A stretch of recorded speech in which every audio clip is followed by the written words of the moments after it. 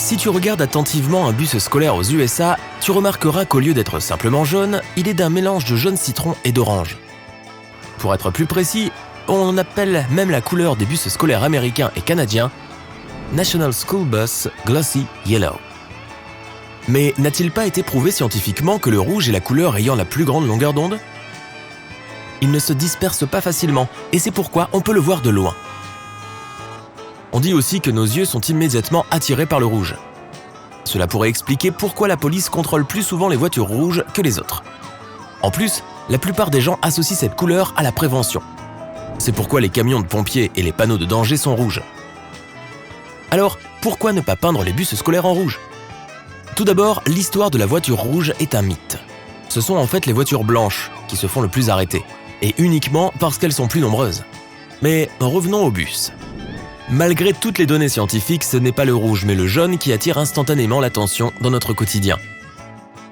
Car c'est la couleur la plus visible. Elle a aussi une sorte d'aspect radieux qui la fait ressortir dans l'obscurité, le brouillard ou par faible luminosité. De nombreux bus scolaires transportent des écoliers tôt le matin. Selon la saison, il fait parfois encore sombre à ce moment-là. C'est pourquoi il est plus judicieux d'utiliser de la peinture jaune. Les bus sont ainsi plus visibles sur la route. Et ce lettrage noir sur fond jaune est une combinaison de couleurs parfaite. Cela permet au conducteur de se rendre compte beaucoup plus vite qu'il s'approche d'un bus scolaire.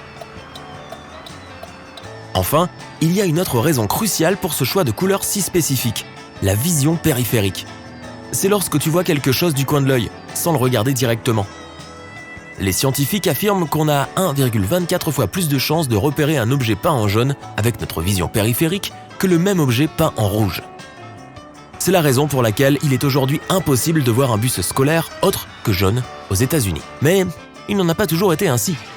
La couleur National School Bus Glossy Yellow n'est apparue qu'en 1939. Avant cela, les bus scolaires étaient peints de toutes sortes de couleurs. Si l'on remonte encore plus loin, il n'y avait pas de bus du tout. Les élèves étaient emmenés à l'école dans des calèches spéciales tirées par 2 chevaux. Le tout premier bus scolaire est apparu à Londres en 1827 et il pouvait transporter 25 personnes. Pour en revenir à 1939 et à la nouvelle couleur officielle de l'époque, on l'appelait National School Bus Chrome. Mais cette peinture avait un sérieux défaut, elle contenait du plomb. C'est extrêmement dangereux pour l'homme. C'est pourquoi elle a rapidement été remplacée par la peinture que les fabricants utilisent aujourd'hui. Les bandes noires visibles sur les bus scolaires ont aussi une utilité. Il s'agit en fait de rails métalliques placés sur les côtés et à l'arrière du bus pour protéger ses parois plutôt fines. En cas de collision, ils absorbent la majeure partie du choc. Ces rails sont également placés à des endroits stratégiques. Le plus bas se trouve au niveau du plancher. Celui du milieu correspond au bas des sièges. Et celui du haut correspond soit au haut des sièges, soit au bas de la fenêtre.